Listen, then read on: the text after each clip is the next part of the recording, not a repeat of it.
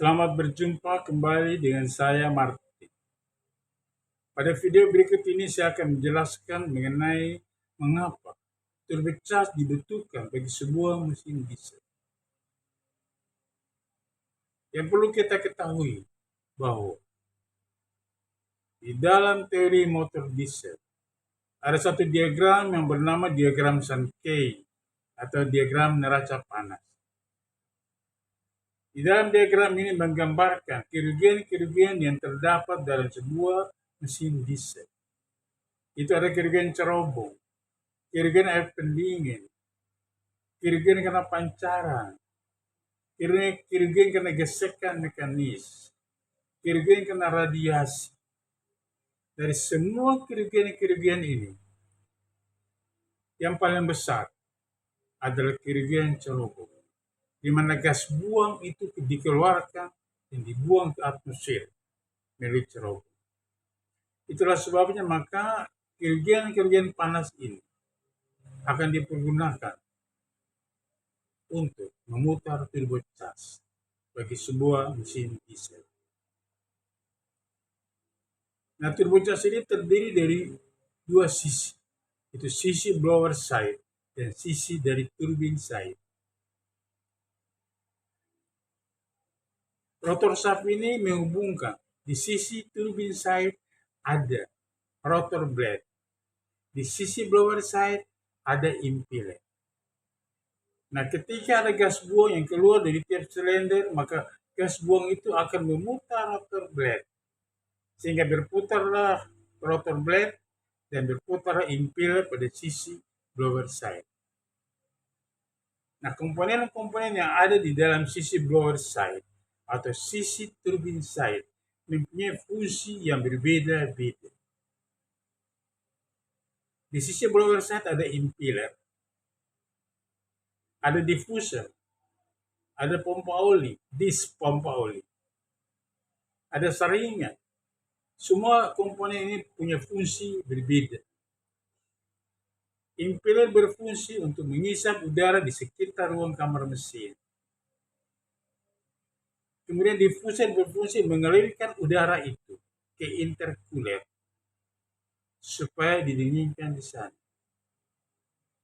Pertanyaannya, kenapa harus mendinginkan udara di intercooler? Kita tahu bahwa udara di sekitar ruang kamar mesin temperaturnya adalah 30 sampai 32 derajat Celcius. Nah, ketika udara itu masuk di sisi blower side, maka ada kenaikan temperatur di sana. Sehingga kita perlu intercooler. Pertanyaannya, kenapa ada kenaikan temperatur di sana? Karena kita tahu bahwa rotor shaft ini baru menghubungkan rotor blade dan impeller pada satu rumah turbin atau satu rumah dari turbocharger. Sehingga gas buang dengan temperatur panas yang terjadi di sana 300 sampai 450 derajat Celcius. Nah, panas ini akan merambat ke sisi blower side sehingga udara yang ada di dalam sisi blower side akan kenaikan temperatur menjadi 80 sampai 90 derajat Celcius. Semua tipe mesin berbeda. Lalu udara itu perlu didinginkan di intercooler supaya udara itu mencapai 46 sampai 48 derajat Celcius. Sehingga udara ini akan dialirkan ke tabung udara bilas. Kemudian disalurkan ke tiap-tiap silinder untuk dijadikan sebagai salah satu alat kebakaran di dalam ruang kompresi. Karena terjadinya satu kebakaran dalam ruang kompresi, harus ada oksigen, harus ada fuel, dan harus ada panas. Dan jika semua komponen ini dijadikan satu, maka terjadilah proses pembakaran di dalam ruang kompresi yang disebut internal combustion chamber. Kemudian saya berpindah ke sisi turbin side. Di turbin side ada rotor blade. Rotor blade ini ketika shaft dari turbocharger berputar, maka dia akan mengisap gas-gas bekas dari tiap silinder. Kemudian gas-gas bekas ini akan dibuang ke atmosfer melalui nozzle ring. Nozzle ring ini tidak berputar. Di nozzle ring ada vent saja.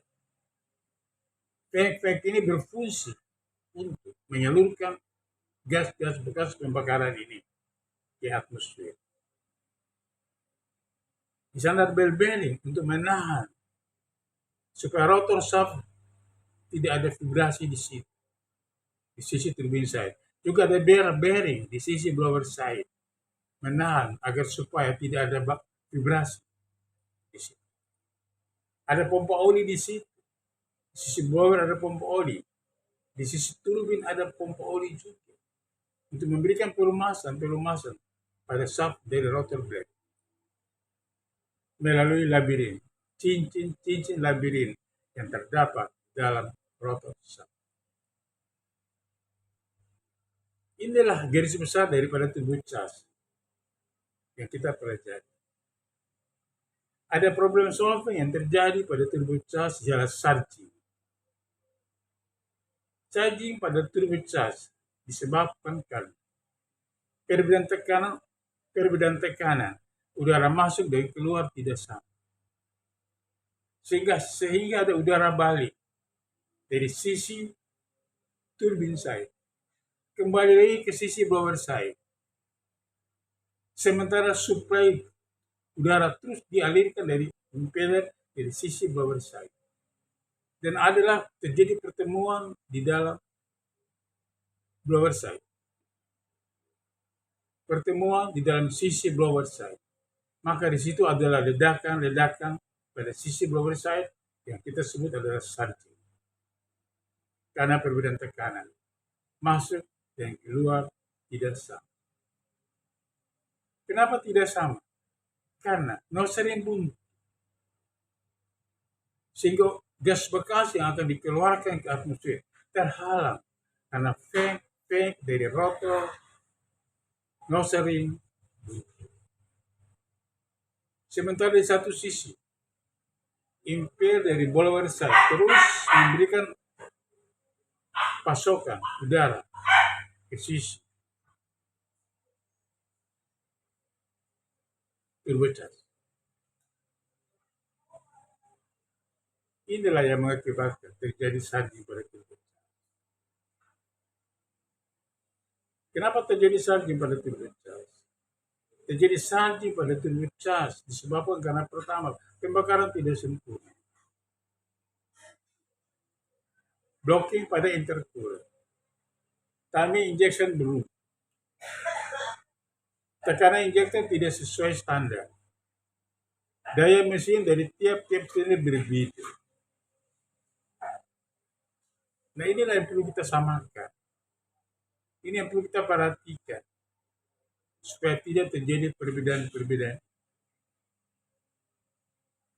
Punya barrel kotor. Sudah oversize. Timing injection berubah. Mestinya 15 derajat sebelum titik mati atas sudah ada penyemprotan bahan bakar ke dalam ruang kompresi. Tetapi ketika piston baru bergerak belum sampai ke 15 derajat, sudah ada penyemprotan bahan bakar ke dalam ruang kompresi. Atau sebaliknya, piston sudah melewati 15 derajat, baru penyemprotan bahan bakar ke dalam ruang kompresi. Hal-hal ini yang perlu kita atasi. Hal-hal inilah perlu kita perbaiki sehingga tidak terjadi charging pada turbocharger. Karena jika terus terjadi charging pada turbocharger, maka efek adalah bell bearing akan rusak. Karena turbo blade kita tidak berfungsi secara bagus, tidak bisa memberikan udara yang sesuai ke sistem, sehingga performa engine kita juga berkurang. Padahal turbocharger punya fungsi adalah memberikan pasokan udara sebanyak mungkin ke sistem engine sehingga pembakaran bagus dan performa engine kita bisa dinaikkan. Kiat-kiat ini yang perlu kita perhatikan supaya di dalam mengoperasikan sebuah mesin diesel, kita harus memperhatikan hal-hal ini.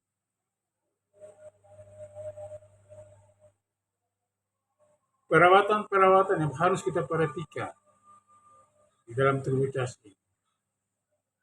Ya, saya katakan tadi, punyer barrel harus diperiksa. Punyer barrel pada fuel oil pump. Apakah sudah oversize atau tidak? Intercooled diperiksa. Timing injection diperiksa.